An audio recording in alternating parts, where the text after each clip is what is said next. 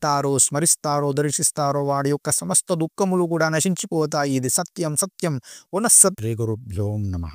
ముక్తిధామము, కైలాసద్వారము, స్వర్గద్వారము అని పిలువబడేటువంటి కేదారనాథ మహాలింగము గురించి ఈరోజు మనం తెలుసుకుందాం. కేదారనాథ క్షేత్రమును దర్శించాలన్నా, కేదారనాథ క్షేత్రము గురించి వినాలన్నా కూడా శివానుగ్రహము ఉండాలి. కేదారనాథ క్షేత్రమును దర్శించాలి అని సంకల్పించి ఆ యొక్క క్షేత్రమునకు వెళుతూ ప్రయాణములో శరీరమును విడిచినా కూడా వాడు కైలాసమును చేరుతాడు అని స్వయంగా శివపురాణంలో పరమేశ్వరుడు చెప్పడం జరిగినది. అంతటి శక్తివంతమైనటువంటి క్షేత్రం. ఆ ప్రయాణంలో ఉండగా మరణిస్తేనే ముక్తి లభిస్తుంది అంటే ఎంతటి క్షేత్రం అండి ఇది. ఈ క్షేత్రములో పరమేశ్వరుడు ఎలా వెలిశాడు అనేటువంటి దాని గురించి అద్భుతమైనటువంటి వృత్తాంతం ఉన్నది.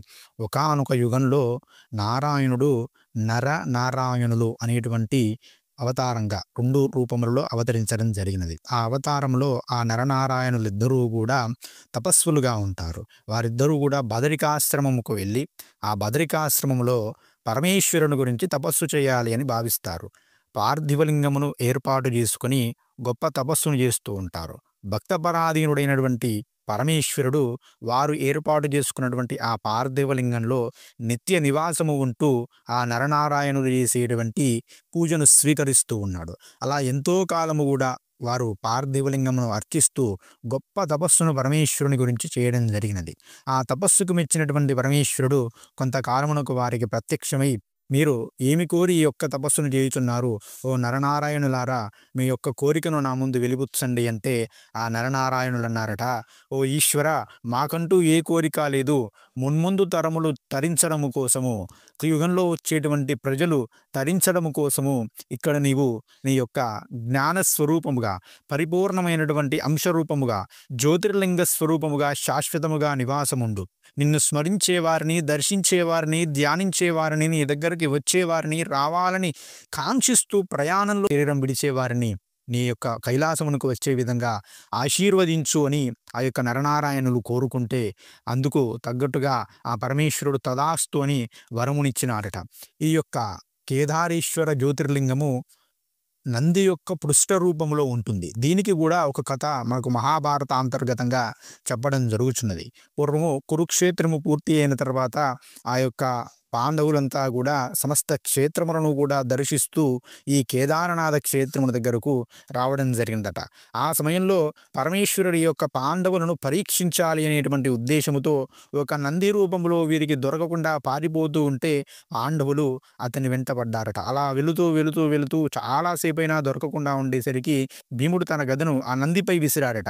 అప్పుడు ఆ నంది యొక్క పృష్ఠ భాగము ఈ కేదార జ్యోతిర్లింగ స్థానంలో మడి జ్యోతిర్లింగ రూపముగా లింగ రూపంలో ధరించినదని, తలభాగము మిగతా భాగమంతా కూడా పశుపతినాథ్ అనేటువంటి మనం పిలుస్తూ ఉంటాం కదా కాటుమండులో, అక్కడ పశుపతినాథ క్షేత్రముగా మారినదని ఒక వృత్తాంతము అనేది ప్రాచుర్యంలో ఉండడం జరిగినది. అందుకే ఇక్కడ లింగమును మనం పరిశీలించని చేసినట్లయితే ఒక నంది యొక్క పృష్ఠ రూపములాగా ఉండడం జరుగుతుంది. ఇక్కడ నేతి అభిషేకం కూడా విశేషంగా చేస్తూ ఉంటారు. అందుకే అంటారు గాయమైంది కాబట్టి సాంత్వన చేకూర్చడం కోసం నేతి అభిషేకం చేస్తూ ఉంటారు. ఇక్కడికి వెళ్ళేటప్పుడు భక్తులు ఖచ్చితంగా కంకణాకారం అంటే గాజులాగా ఉండేటువంటి కంకణమును తీసుకొని వెళ్ళాలి. వెళ్ళి ఆ కంకణాన్ని ఇలా కంటి ముందు పెట్టుకొని ఆ కంకణం ద్వారా కేదారేశ్వర జ్యోతిర్లింగాన్ని దర్శనం చేసి ఆ కంకణమును అక్కడే ఆ కేదారేశ్వర స్వామికే ఇచ్చివేసి రావాలి. తద్వారా చక్రరూపమైనటువంటి ఈ సంసార చక్రమును దాటుకొని తన ఆత్మదర్శనమును పొంది కైలాసేశ్వరుడైనటువంటి పరమేశ్వరునిలో ఐక్యమవుతారు అని మనకు శివపురాణము చెబుతూ ఉన్నది. కాబట్టి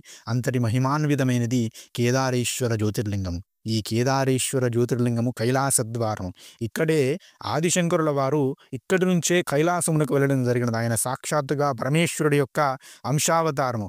ఆయన ఈ కేదారేశ్వర జ్యోతిర్లింగము నుంచే కైలాసమును చేరినట్లుగా మనకు శంకర విజయాది గ్రంథములు తెలుపుతూ ఉన్న పాండవులు కూడా స్వర్గమును చేరినది ఈ యొక్క కేదారేశ్వర జ్యోతిర్లింగ స్థానం నుంచే అని చెబుతూ ఉన్నది. దీన్ని స్వర్గద్వారం అని కూడా చెబుతూ ఉంటారు. ఇక్కడ చేసేటువంటి ధ్యానము, ఈ స్వామిని చేసేటువంటి పూజ ఖచ్చితంగా ముక్తిని ఇస్తాయి. కేదారేశ్వరుణ్ణి దర్శించిన వారికి ఇక పునర్జన్మ ఉండదు. కేదారేశ్వర జ్యోతిర్లింగమును గురించి విన్నవారికి పరిపూర్ణంగా కేదారేశ్వర దర్శన ఫలితం వస్తుంది. కేదారేశ్వర దర్శనము చేసుకోవాలి అంటే కొన్ని కోట్ల జన్మల పుణ్యం ఉంటే తప్ప జరగదండి. ఎందుకంటే చాలా క్లిష్టమైనటువంటి యాత్ర ఇది. ఎన్నో వ్యయముతోటి ప్రయాసతో కూరుకున్నటువంటి యాత్ర. అంతంత మాత్రమైనటువంటి వారి యొక్క కేదారేశ్వర జ్యోతిర్లింగంను దగ్గరికి వెళ్ళను కూడా వెళ్ళిరు. అంత క్లిష్టమైనటువంటి యాత్ర ఇది. 14 కిలోమీటర్ల పాటు నడవాలి. ఆ కొండల్లో, కోణల్లో వెళ్ళాలి. 6 నెలల పాటు ఈ దేవాలయం మూసివేసి ఉంటుంది ఇప్పుడు. ఎందుకంటే పూర్తిగా మంచు కప్పబడి ఉంటుంది. అక్టోబర్ నుంచి మే వరకు మంచు కప్పబడి ఉంటుంది. ఆ సమయంలో దేవాలయాన్ని మూసే ముందు దేవాలయంలో ఒక దీపాన్ని వెలిగిస్తారు. అది మళ్ళీ మే నెలలో తీసే వరకు కూడా వెలుగుతూనే ఉంటుందండి. అది అండి ఇక్కడ ఈశ్వరుని యొక్క మహిమని ఎంతగానో చెప్పాలండి. కాబట్టి కేదారేశ్వర జ్యోతిర్లింగ దర్శనము పరమ పుణ్యద్వారము. శంబల పట్టణం కూడా ఇక్కడే ఉంటుంది. అది అంటే అది అదృశ్య రూపంగా ఉంటుంది. అక్కడ యోగులు, మహనీయులైన వారు అక్కడ ఉంటారనమాట. యోగులు, మహనీయులైన వారు ఇప్పటికి కూడా దాన్ని దర్శించగలుగుతారు. ఈ కేదారనాథ క్షేత్రము ఎందరో ఋషులకు, మహనీయులకు, మహాత్ములైనటువంటి వారికి స్థావరము. అనుక్షణము కూడా కొన్ని వేల సంవత్సరాలుగా తపస్సు చేసేటువంటి మహనీయులు కూడా ఈ కేదార క్షేత్ర సమీపంలో ఉంటారని ప్రతీతి. కేదారమును దర్శించారు అంటే ఇక మనం ఆధారమైనటువంటి పరమేశ్వరుణ్ణి చేరుకున్నట్లే. కాబట్టి అంతటి పవిత్రమైనటువంటి కేదార క్షేత్ర మహిమను విని తరించండి. ఆ క్షేత్రమును దర్శించేటువంటి భాగ్యము మనకు కలిగే విధంగా పరమేశ్వరుని అనుగ్రహించమని మనము కోరుకుందాము. శ్రీమాత్రే నమః. స్వస్తి.